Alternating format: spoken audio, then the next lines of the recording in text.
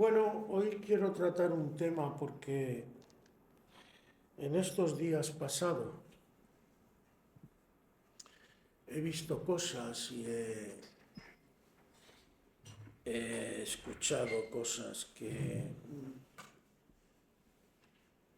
no sé, me entristecieron y me hicieron meditar sobre el tema que os quiero hablar. Mira cómo el Señor a veces te confirma.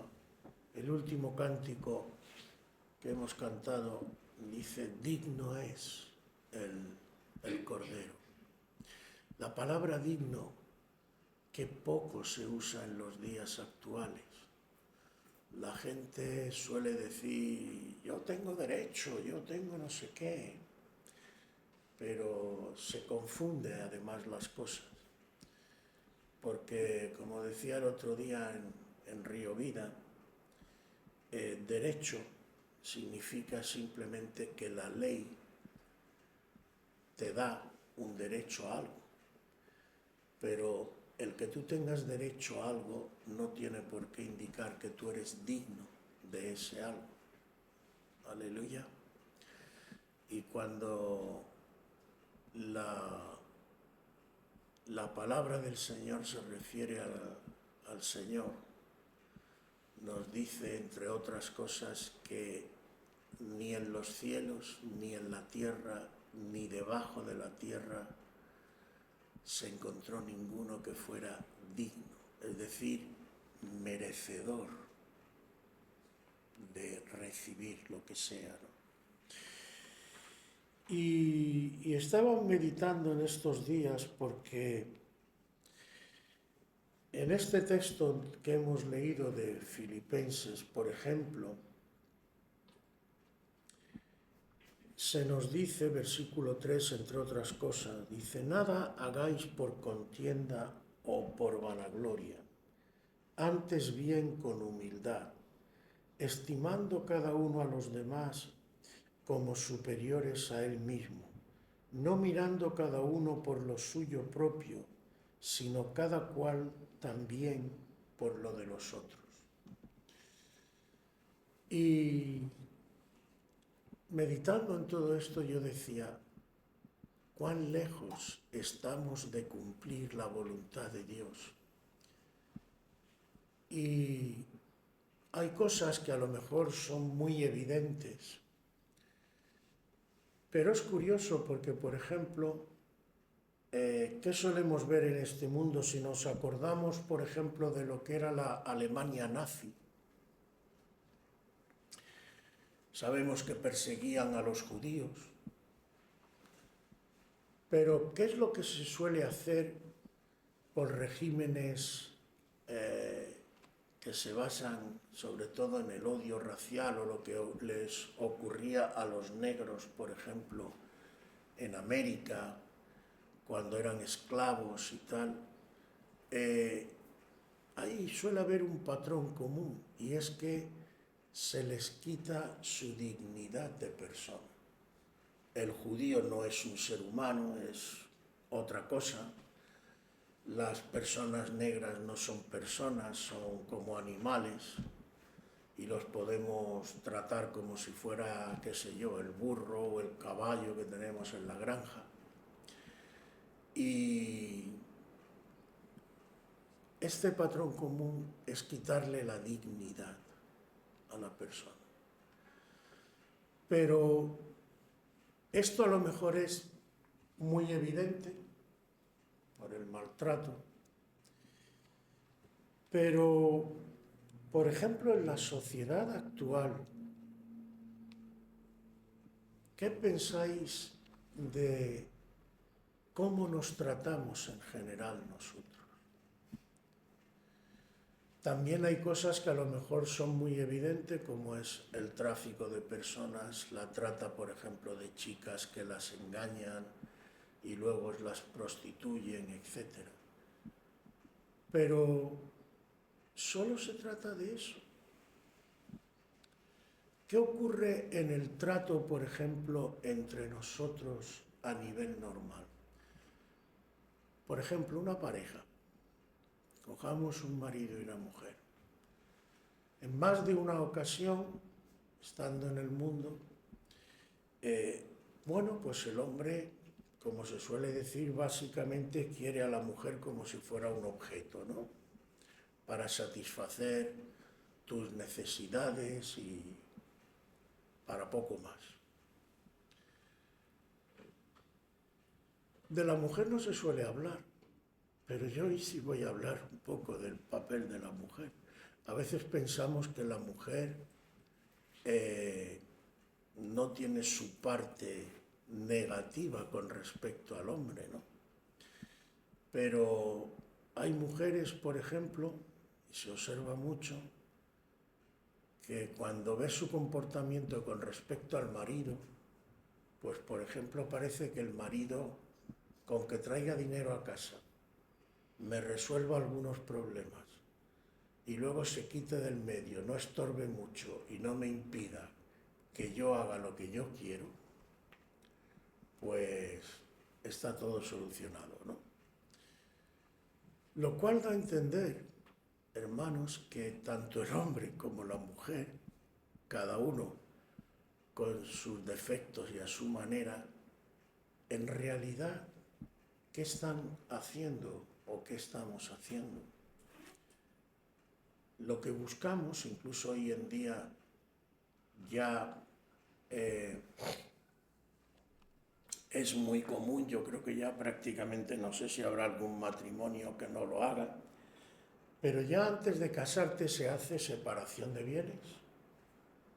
Tú tienes lo tuyo, yo tengo lo mío y vivimos juntos y tal, hasta que creamos ya que uno u otro ya no me satisface y rompemos y ya está. Hoy en muchos casos ya para ahorrarse incluso trámite pues no te casas, vives juntos y cuando la cosa llegue a un punto pues ya se acabó, ¿no?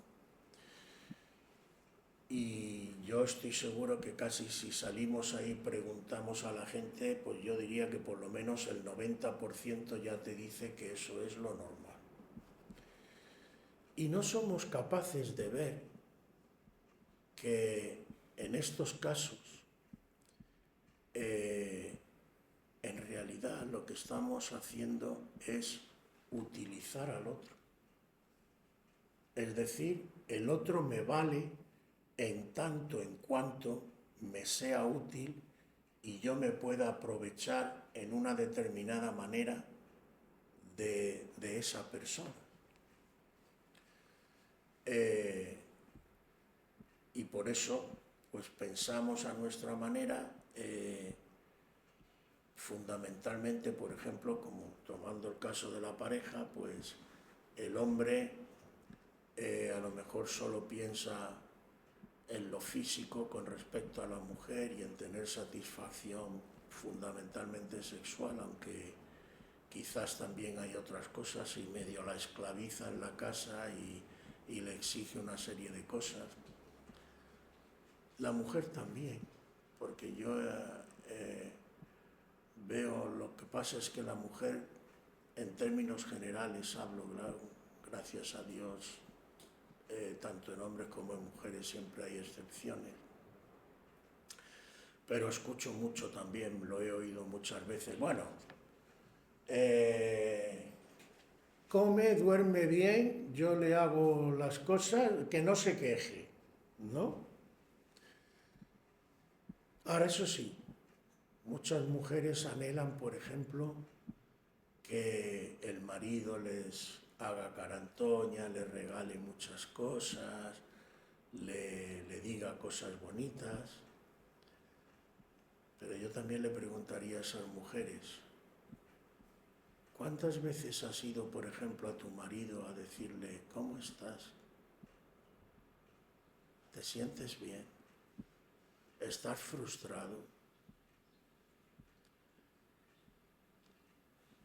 Iría un paso más. Tú estás esperando que tu marido te diga te quiero, pero ¿cuántas veces tú se lo has dicho a él? Por ejemplo. No sé si os habéis dado cuenta, pero los hombres no solo tenemos necesidades materiales, también tenemos necesidades morales y espirituales. A veces estás desanimado, a veces no ves ciertas cosas, y de verdad os digo, no sé, por si alguien lo quiere recibir, no sabéis el valor que tiene que tu mujer te venga y te diga: venga, ánimo, yo estoy contigo. Creo que es una de las cosas que más puede bendecir a un hombre. Por eso digo que tanto en hombres como en mujeres se suelen dar estas cosas. Pero claro, ¿qué suele ocurrir? Que tanto hombres como mujeres solemos hacer girar las cosas alrededor de nosotros y consideramos las cosas y a las personas que tenemos a nuestro lado valiosos en tanto en cuanto sirvan a los propósitos que nosotros pensamos, y nos frustramos terriblemente cuando no vemos lo que nosotros quisiéramos ver en la otra persona. Pero ¿es esto o tiene que ser esto así? Yo creo que esto nos pasa en una gran parte porque no tenemos en cuenta lo que es la dignidad humana, el valor de un ser humano. Y de esto es de lo que fundamentalmente quería hablar hoy. Tenemos, especialmente en la Iglesia, porque bueno, que el mundo haga esto tiene hasta su lógica, pero dentro de la Iglesia esto no debería ser así, porque dentro de la Iglesia tendríamos que tener claro lo que es la dignidad humana. Fijaos si es importante la dignidad humana, que Cristo estuvo dispuesto a ir a la cruz, a derramar su vida, a sacrificarse por cada uno de nosotros. Es decir, tú eres tan importante para Dios que se sacrificó. Es todo lo contrario de lo que vemos en el mundo. En el mundo lo que esperamos más bien es que el otro se sacrifique por mí. Incluso hasta en las iglesias, yo he escuchado a bastante gente decir: es que en esta iglesia yo no sé, yo no noto que la gente, el amor de Cristo no se mueve tal y cual, y yo no noto que esto, vale, a lo mejor tienes hasta razón, no te la quito. Pero nadie me ha venido a decir: pastor, yo quiero aportar algo a los demás. Yo quiero ser útil, bendecir a los demás. No. Tenemos un concepto innato por causa del pecado, luego lo veremos, de que en el fondo yo sigo siendo el centro y juzgo incluso las cosas en base a lo que yo recibo o dejo de recibir, a cómo se comportan o se dejan de comportar conmigo. Pero Cristo es así. Por eso he escogido este texto. Fijaos que aquí dice: no hagáis nada por contienda, es decir, por pelea, por batallar contra los demás.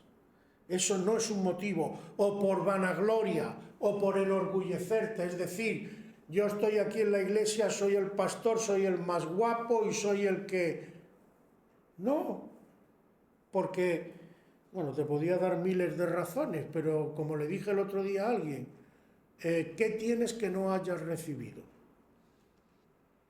Y si lo has recibido, ¿de qué te enorgulleces? Dale gracias al que te lo ha dado. ¿Me explico? Entonces, no hagáis nada por vanagloria, antes bien con humildad. Escucha lo que dice ahora. Estimando cada uno a los demás como superiores a él mismo, no mirando cada uno por lo suyo propio, sino cada cual también por lo de los otros. Tu mirada no tiene que estar solamente centrada en lo que a ti te afecta, en lo que a ti te preocupa, en lo que a ti te vale o en lo que a ti no te vale. Tu mirada tiene que estar puesta en que los demás, igual que tú, tienen necesidades, tienen problemas, van de camino, tienen que ser transformados por el Señor, no son perfectos, tienen defectos, y todo eso está ahí para que tú sirvas. Pero dice más, dice, haya pues en vosotros este sentir que hubo también en Cristo Jesús. Hombre, ahora hace una comparación con Cristo, el cual siendo en forma de Dios, no estimó el ser igual a Dios como cosa a la que aferrarse. Anda la osa. ¿Y qué significa esto? Él era Dios, estaba lleno de gloria por ser Dios. ¿Tú te imaginas lo a gusto que tenía que estar Cristo en el cielo, con la cantidad de ángeles sirviéndoles, sin pasar ninguna incomodidad, ningún sufrimiento, allí lleno de gloria, de paz, de armonía por todos lados? Y de pronto decir, encima lo dice él voluntariamente, pero abajo tengo gente sufriendo. Voy a dejar todo esto y me voy a ir a la tierra y voy a hacer algo para ayudar a esta gente. ¿Tú lo hubieras hecho? ¿Ah? Buena pregunta, ¿eh? Pero él lo hizo. Él lo hizo. No simplemente lo dijo, lo hizo. Bajó, descendió, se humilló hasta la muerte y muerte de cruz, cargó con nuestro pecado y nos libró. Entonces, ¿qué nos está diciendo aquí el Señor? El Señor nos está diciendo que lo más lejos que hay, entre otras cosas, de Cristo es el orgullo, el creerte algo que en realidad no eres. Pero en el tema de hoy, a donde yo quería llegar, es que en ningún momento te puedes poner por encima de los demás y en ningún momento puedes creer que los demás no tienen su dignidad. Porque cualquier ser humano, sea cual sea su raza, su estatus social, lo que sea, tiene una dignidad que además nadie se la puede quitar. Pero esto lo voy a dejar un poco para el final. Pero solo piensa una cosa. A Cristo, más que maltrataron a Cristo y más que lo humillaron, le escupieron, lo pusieron desnudo, en pelota, que era como se ponía, esa imagen que se ve con el taparrabo, eso lo hacemos los cristianos por pudor y porque nos da un poco como vergüenza, pero los romanos se sabe que la costumbre que tenían era ridiculizarlo, porque la cruz no solamente era un instrumento para matar, era un instrumento para torturar y ridiculizar, porque a la cruz solo iban lo que se consideraba basura socialmente. Por eso sabemos por el derecho romano, por ejemplo, el apóstol Pablo no murió en una cruz, murió decapitado porque tenía la ciudadanía romana. y todo aquel que tuviera la ciudadanía romana no podía ser crucificado porque significaba humillación. Entonces, cuando dictaban sentencia y tenían que matarlo, le cortaban el pescuezo y out.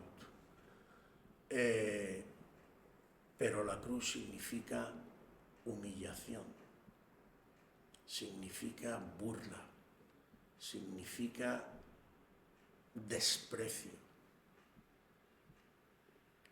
Le pudieron quitar la dignidad al Señor con todo lo que le hicieron.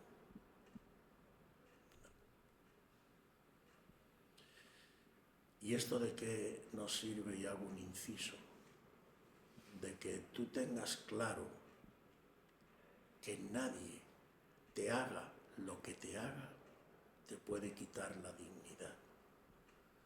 Porque ¿de dónde te viene la dignidad a ti y a mí y a todos los seres humanos? Pues fíjate, incluso a pesar de que estamos desfigurados por el pecado, nuestra dignidad viene de origen, porque cuando Dios crea al ser humano, ¿cómo lo crea? A ima. ¿De quién? De Dios. Intrínsecamente cada uno de nosotros lleva una imagen de Dios que ahora está desfigurada, torcida, todo lo que tú quieras. Pero entre otras cosas, la labor del Espíritu Santo a través de la obra de Jesucristo y de su palabra y del Evangelio es restaurar esa imagen. Y es el meollo a lo que yo quería llegar. ¿Por qué nos tratamos como nos tratamos? Porque no vemos en el otro la dignidad. ¿Y por qué no vemos en el otro la dignidad? Porque no pensamos que el otro puede llevar la imagen de Dios y que es digno. Porque si yo fuera consciente de que cada uno de nosotros tiene una dignidad en sí misma, que Dios además valora tanto, que ha estado dispuesto a sacrificarse Él, no se me ocurriría hacer ciertas cosas. Es más, hermanos, saquemos con lógica, incluso consecuencia, ¿por qué Satanás disfruta humillando al ser humano, torturándolo, vejándolo, haciéndole todo eso? ¿Por qué Satanás disfruta? Porque si el hombre, el ser humano, está hecho conforme a la imagen de Dios, haciendo esto indirectamente, ¿a quién trata de humillar?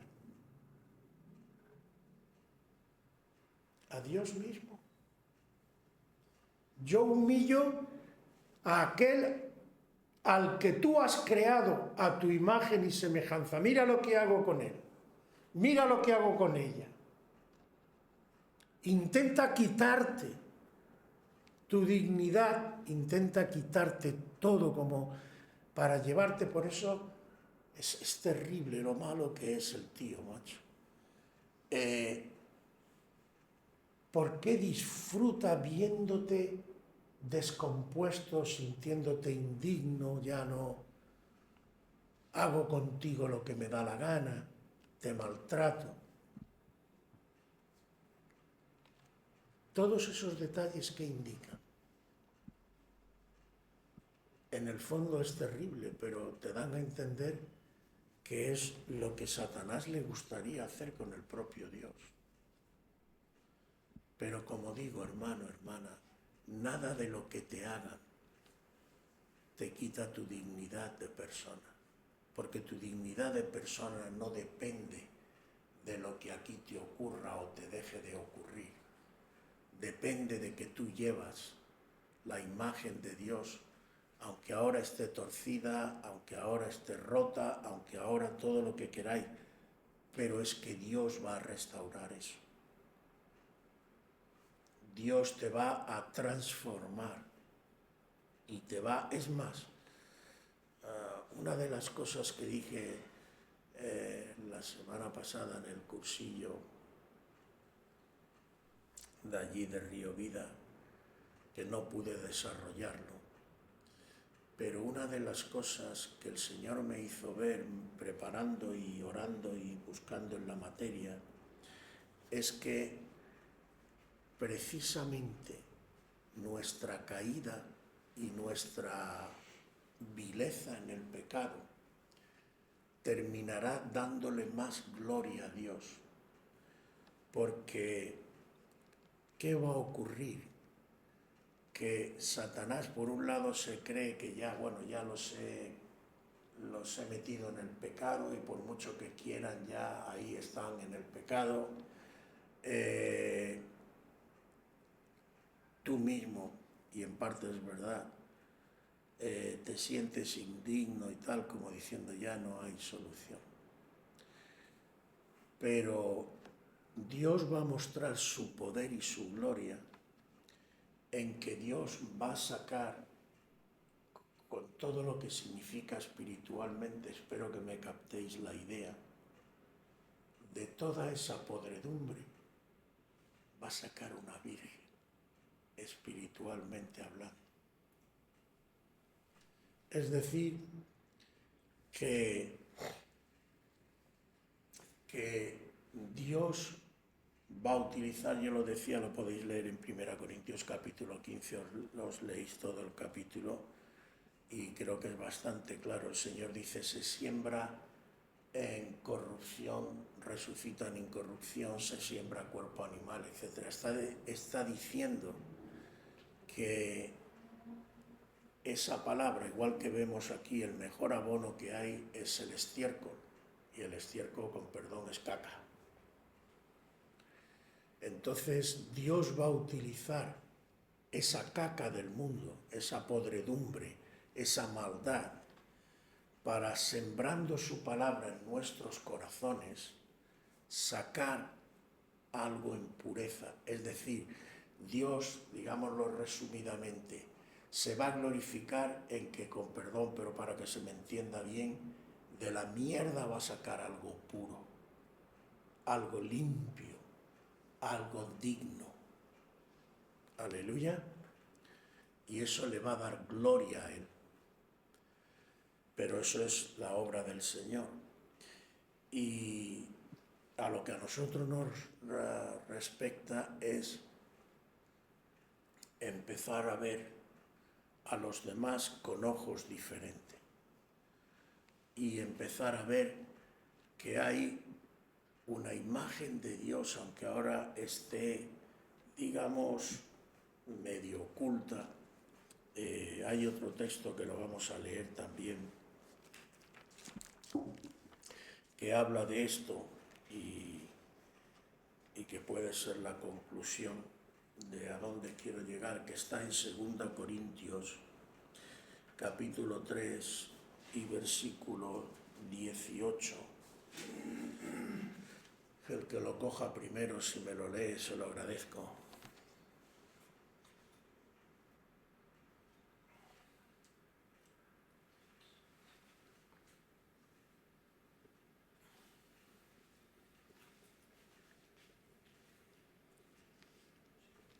¿Lo tenéis?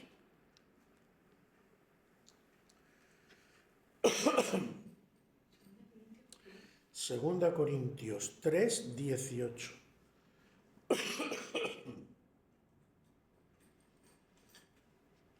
tanto, nosotros todos, mirando a cara descubierta como en un espejo la gloria del Señor, somos transformados de gloria en gloria en la misma imagen, como por el Espíritu del Señor. Muy bien. Fijaos lo que dice. Por tanto, nosotros todos, no casi todos, sino todos, mirando a cara descubierta como si fuera un espejo, es decir, como cuando te pones en el espejo, la gloria del Señor, es decir, mirando la gloria del Señor de la misma forma que te miras en un espejo, mirando al Señor. Dice, somos transformados de gloria en la misma imagen que tú ves. Es decir, tú tienes que mirar al Señor como cuando te miras en el espejo, y por ejemplo, sobre todo las mujeres, creo que me vais a entender mejor que los hombres, tú te veo y tengo un granito aquí, me lo voy a quitar. Tengo no sé qué, me voy a poner maquillaje. Es decir, todos los defectos que te ves en el espejo te los empiezas a tratar para transformar tu imagen a la que tú quieres que haya ahí, ¿no? Aquí dice que de la misma manera que haces en un espejo, tú miras al Señor, empiezas a verte tus defectos y empiezas a tratarte tus defectos para que te puedas transformar a la imagen que tú quieres ver en ese espejo, que en este caso es el Señor. Aleluya. Somos transformados de gloria en gloria en la misma imagen, como por el Espíritu del Señor. Es decir, el maquillaje y la mano que va tratando eso es el Espíritu del Señor. Dicho de otra manera, en tu vida el Espíritu Santo va a empezar a tratarte, sobre todo con la palabra y con lo que sucede en tu vida, y va a empezar a maquillarte, va a empezar a quitarte defectos. Entonces lo único que te pide es que tú mires al Señor y veas con esa gloria que el Señor te despide, con ese hacer del Espíritu Santo, esto no está bien, esto tienes que corregirlo, esto tienes que quitarlo, esto tienes que cambiarlo, lo que sea. ¿Vale? Entonces, ¿qué nos quiere decir esto? Que el Señor quiere restaurar en un proceso a lo largo de toda tu vida la imagen suya en ti, lo que fue al principio. Y una de las cosas que necesita para poder hacer eso es que tú también, cada uno de nosotros, nos veamos a los demás de una forma diferente. Y restaurar sobre todo, hermanos, porque yo veo que hoy, como os he dicho al principio, en esto caemos mucho, y aparte de que a Dios no le agrada,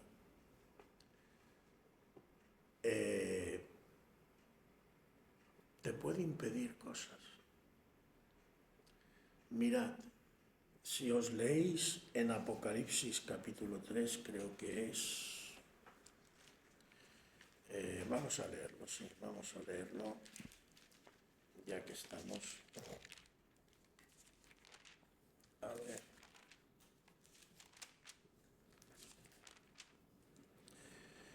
Capítulo 3 de Apocalipsis, versículo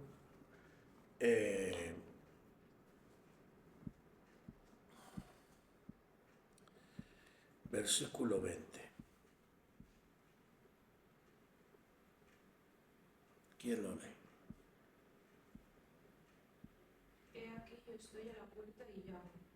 Si alguno oye mi voz y abre la puerta, entraré a él y cenaré con él, y él conmigo. Vale, hasta ahí.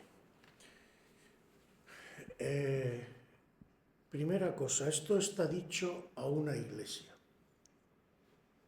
No está dicho a incrédulos, aunque la mayoría de las veces lo utilicemos para evangelizar y tal. Esto está dicho a la iglesia de Laodicea. Es decir, está dicho a gente que se supone creyente. Y dice, yo estoy a la puerta. Si está a la puerta quiere decir que no está dentro. Luego es una iglesia que ha echado a Cristo afuera. Lo tiene fuera, no está dentro. Y el Señor está llamando. Y dice, yo estoy a tu puerta y llamo. Y luego dice, si alguno, condicional, es decir, Él no nos va a obligar, Él no va a forzar la puerta, Él no se va a colar simplemente, sino si alguno oye mi voz y me abre, es decir, tú tienes que abrir y tú tienes que invitar al Señor a que entre. Y entonces dice, si abre la puerta, entraré a Él, cenaré con Él y Él conmigo. Es tremendo, pero creo que es un muy buen indicativo de lo que nos jugamos con esto. El Señor mismo a la puerta, es que el Señor no tiene dignidad, es que el Señor... ¿Qué nos está demostrando además el Señor con esto? Yo creo que el Señor, de tan digno, santo y bueno, es que no se le puede comprender. Claro, es que es normal. Si lo pensamos, estamos tan en pecado y estamos tan acostumbrados a utilizarnos unos a otros que no podemos entender, no nos entra en la mollera, como dicen en mi tierra, que el Señor no quiera utilizarnos, no quiera manipularnos, y es el que más podría hacerlo, pero Él siempre está a la puerta esperando que tú le digas. Es decir, Él sí valora tu dignidad como persona.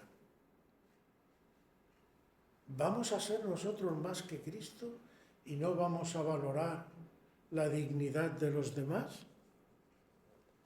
No, al contrario, hermano. Esto es completamente contrario a lo que el mundo predica, pero creo que es muy importante y creo que es básico, porque en cuanto nos miremos unos a otros de otra manera y veamos la dignidad que Dios ha puesto en cada uno, solo con eso nuestro trato hacia los demás va a ser distinto. Les valoraremos de otra manera. Los hombres valorarán a las mujeres de otra manera, las mujeres valorarán a los hombres de otra manera, etcétera, y entre nosotros dentro de la Iglesia. Entonces, esto es inexcusable e inevitable. Si yo quiero crecer en el camino del Señor, yo tengo que tener el mismo sentir que hay en Cristo Jesús y mirar a los demás de otra manera. Y porque además, como dice en el texto de hoy, a partir del versículo 9, dice, por lo cual, es decir, porque Cristo hizo esto de humillarse, Dios también le exaltó hasta lo sumo, es decir, no hay nadie por encima de Jesús, exceptuando al Padre en todo caso. De Cristo todo está por debajo, sea lo que sea, principados, potestades, y le dio un nombre que es sobre todo nombre. Y luego además, aquí hay intrínseca una cosa que pone los pelos de punta, hermano. Yo no sé vosotros, a mí me da escalofríos. Jesucristo podía haber tomado forma de querubín, de serafín, de otra cualquier cosa. Pero Jesucristo quiso tomar forma de ser humano. Y el Jesucristo que vamos a ver, el Cordero inmolado, siendo Dios, el que vamos a ver arriba, es un Dios humano. Ese es el que está allí esperando.